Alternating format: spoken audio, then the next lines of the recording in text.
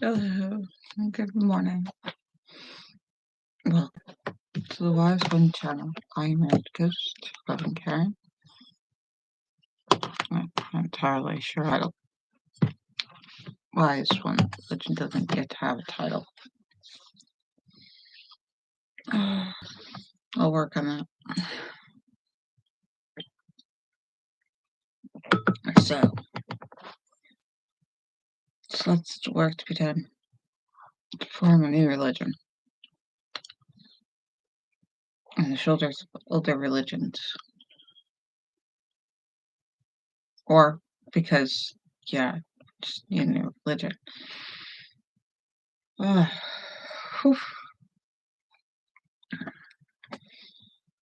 So I wrote in the description before I made the video what it was going to be about.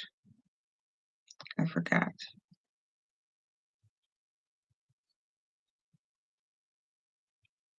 Oh, direction. Today we're going to talk about the direction of the new religion, this religion that we're going to go for. And we're going to talk about self-care, the importance of self-care, because we could reiterate many times on that. And then we can talk about, was it self-care at something else. This morning I am not functioning. I apologize if that bothers you.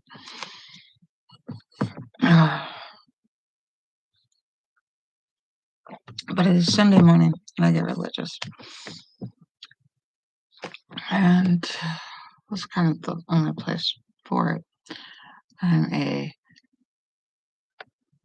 ordained minister of the ULC Church, and they want to make sure I'm representing them. They want to make sure that anybody can get married that loves anybody. So whoever's in love, they can get married. Marry for love. You can marry whoever. You should be free to marry. And that's important because if they tell you who you can and cannot marry, then, I mean, whose business is that?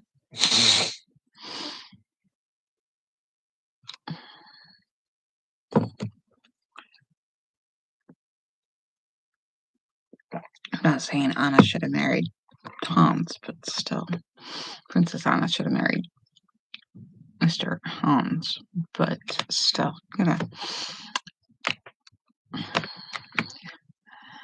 I'm glad she found out before she married him. That would have been awful for Arendelle.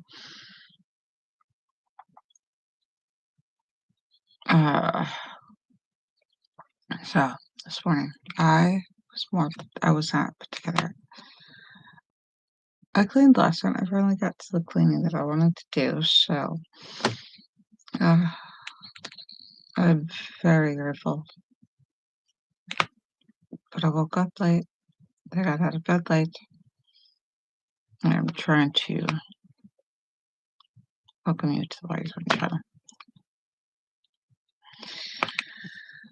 The Wise One religion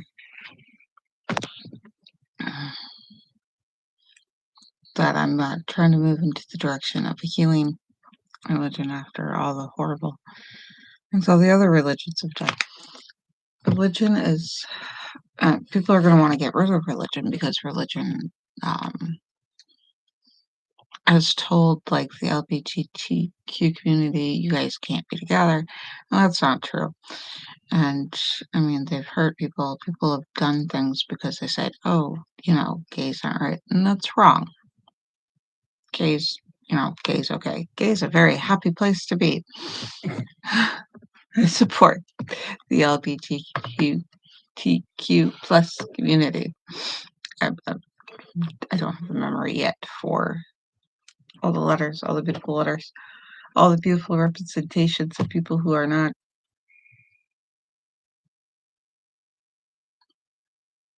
straight.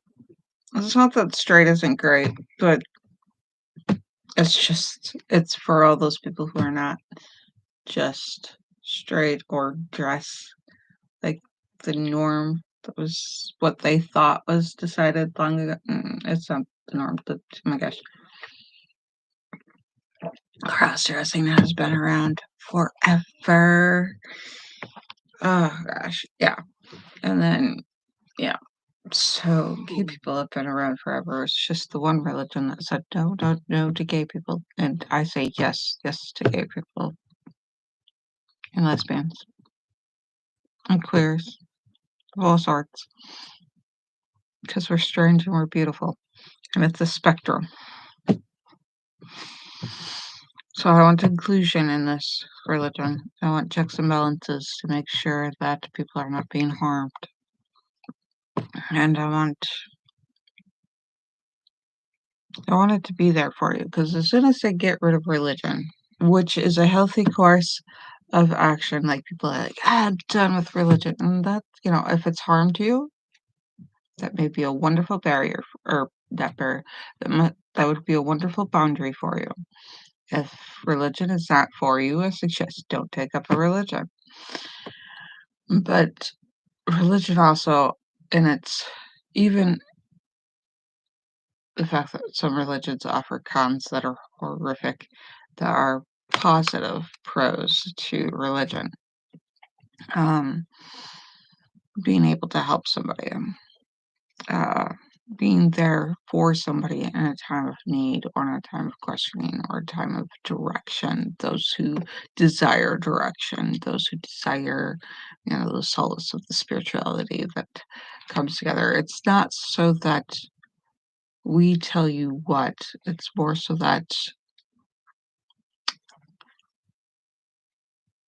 we are all gathering together that have common spiritual enjoyments, or we have like a cause and we come together. And when you're organized, you become quite powerful, and that we can do for good. We can help people who need the type of assistance, who are asking for assistance, and that's vitally essential. Um, it's probably why the other religions haven't died. I want honesty in this religion. For this religion, I want it to help you now rather than help you in the afterlife. Not really one for the afterlife. I'm such reincarnation until you get it. And so when you ascend into your life for ascension,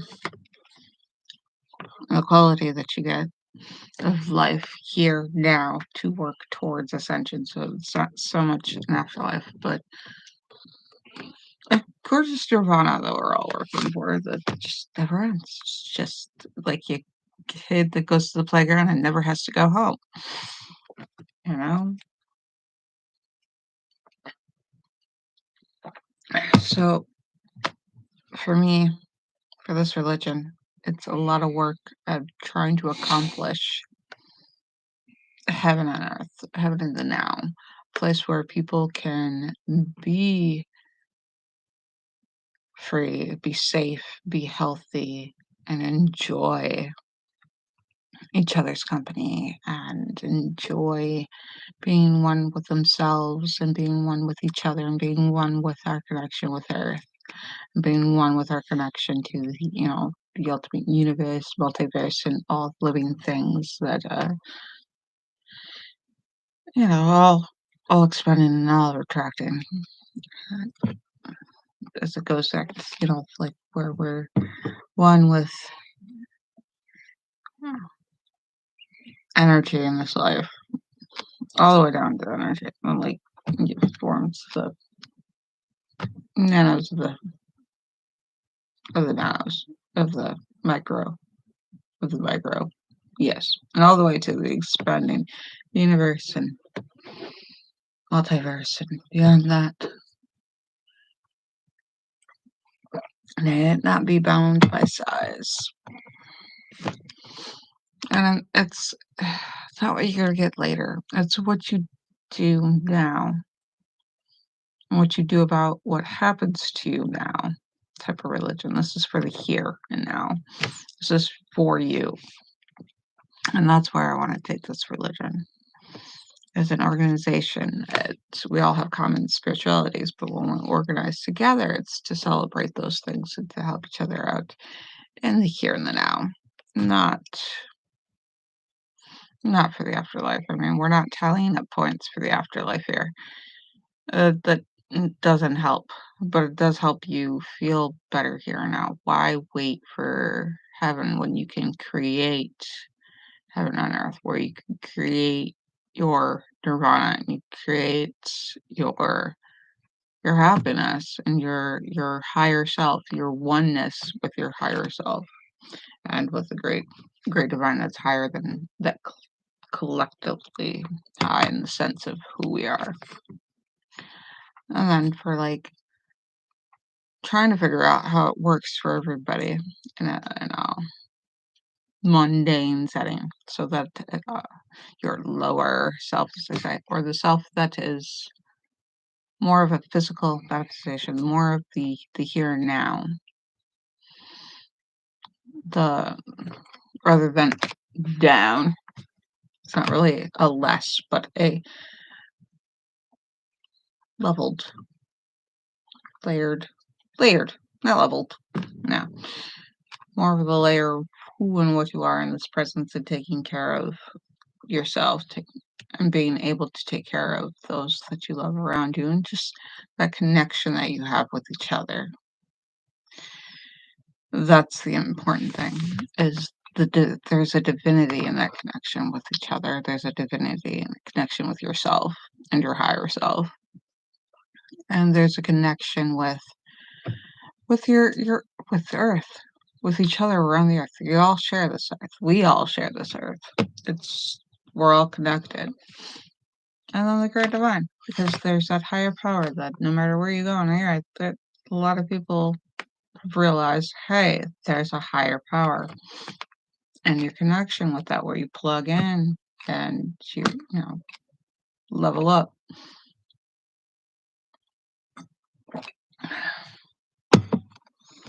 So that's very important.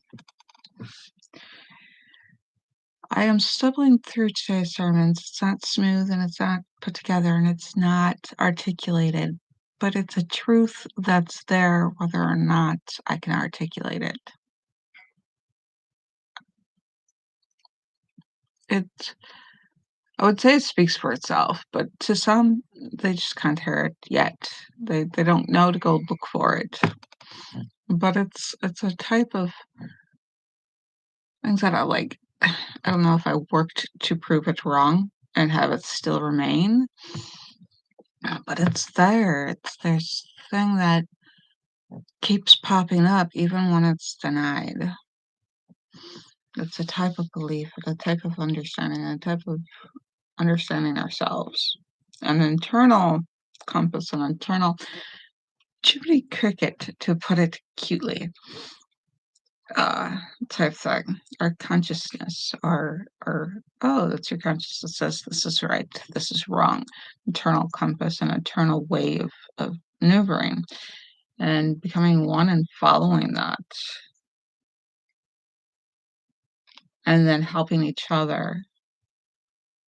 It it feels like it elevates you. It feels like you're a better you for yourself, and it helps out the people around you. Because what happens to you affects people that are around you that can affect people all around the world. It's very intriguing, this interweb, this organism, living organism that we are, that society is. It's a living, breathing organism on this planet and beyond this planet because we have astronauts in space. And it's intriguing and I find it fascinating. And yeah, so self care. I don't want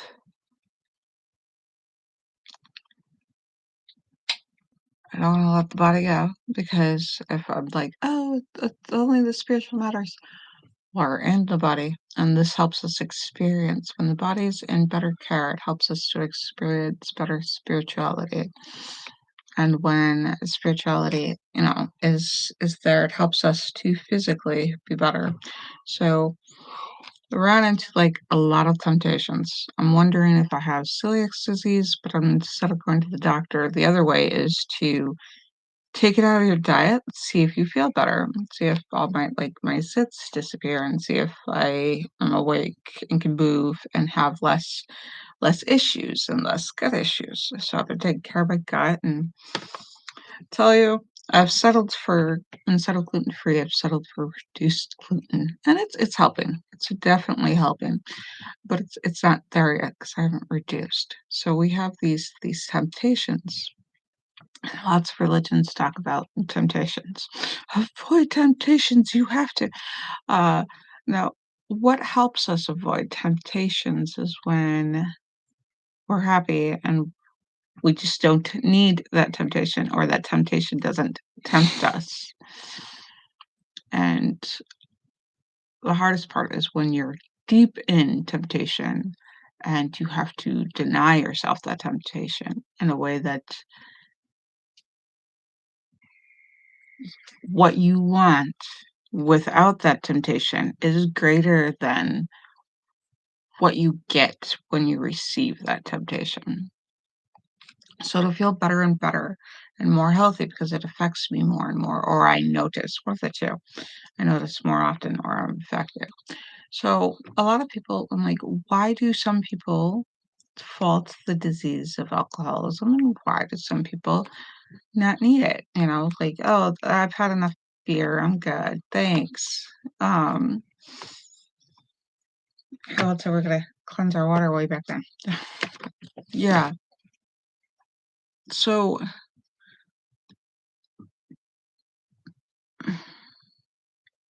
what's the difference? What's the fall in the temptation? There's people and they don't behave differently. I've seen people on drugs that are self-medicating themselves that do wonderful because the self-medication is helping them, just like a doctor would prescribe certain medications to help a patient. Um, and then there's other people who take, medications and they're self-medicating and it's horrible, and they're succumbing to, like, people could tell their life is falling apart, and marginally, bit by bit. So, it's not so much the drugs as it is self-care of the person, for the person. I've noticed a lot, the biggest commonality common denominator is guilt.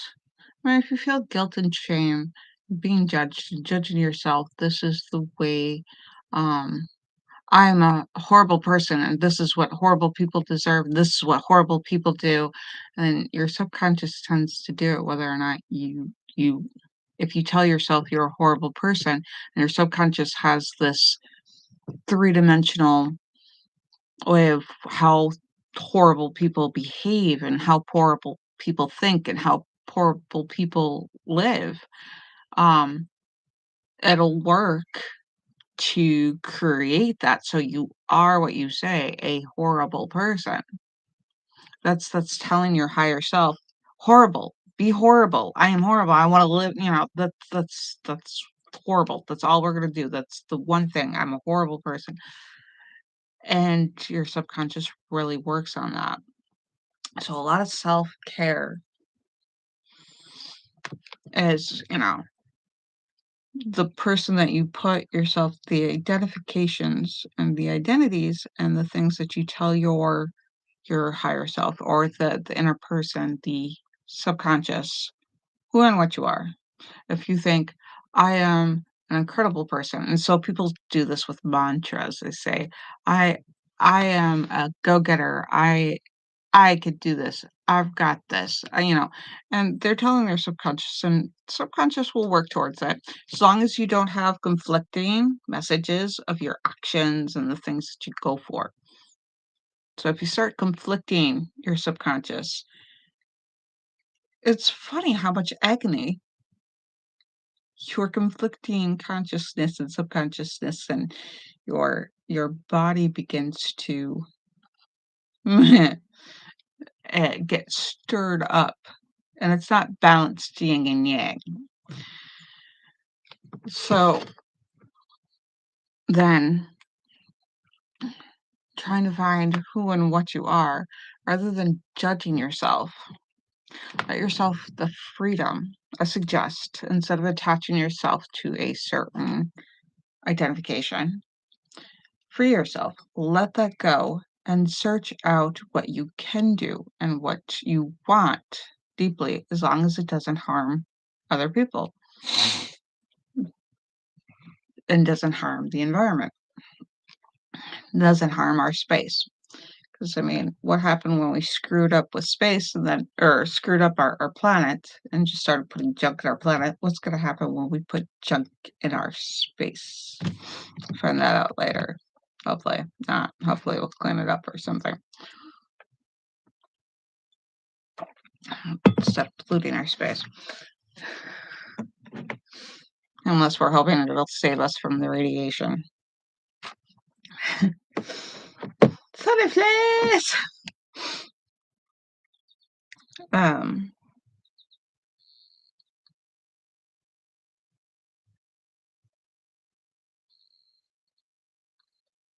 okay, that is not essential to right now.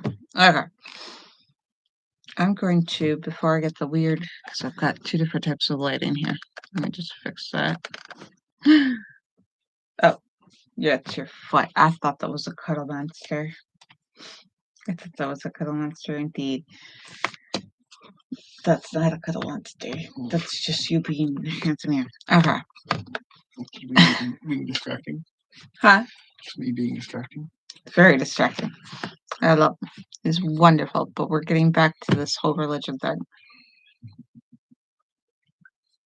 So judgment, if we get rid of judging ourselves harshly and judging ourselves to who and what we want to be, letting it go and letting ourselves judge kindly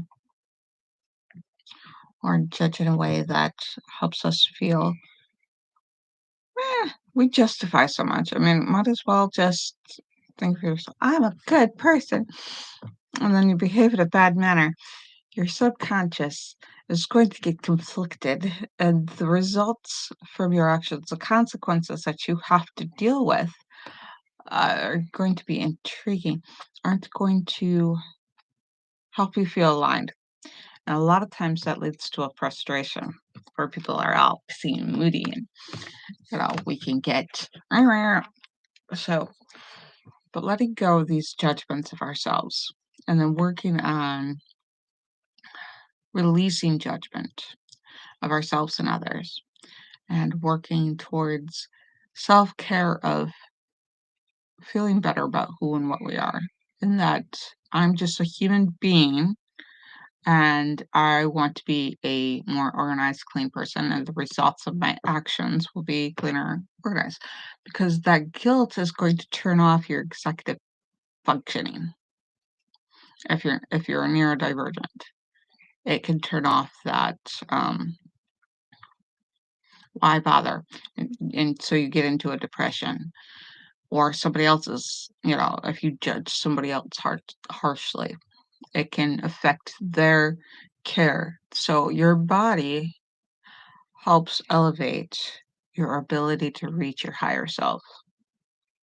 And so if you take care of your body and the mind that is in your body, so you reach towards your higher self, and my goal is towards, uh, not to die, but to ascend. And whether or not it works, it's what I'm working towards. And I'm not saying, like, it's so intriguing listening to people be so self-righteous and then judge others for not being self-righteous, and I feel like that's just terrible. You can be self-righteous. You could be, I'm going to be somebody who sticks up for the little guy. I'm gonna be somebody who, um, I morally believe in, you know, uh, not judging. And then but to place that morality on others instead of having it just yield good results. Oh, you have to share your toys, or you have to forgive them, or you have to do. There's always an alternative. Presenting your kid with an option, are there toys that you are willing to play with, that you're willing to share? Because this allows for kids, it allows for humans to understand, hey, I have a difficulty trusting that my toys will return, or trusting that my toys will not be broken. And this will affect how they share with their neighbors. And sometimes, a lot of times, we have really close neighbors. So if you live out in the middle of nowhere, you don't have to share anything, or you share things and hopefully other people will share it too. Like, the horrible part is when you're the only one with a well. Do you want your kid to share the water?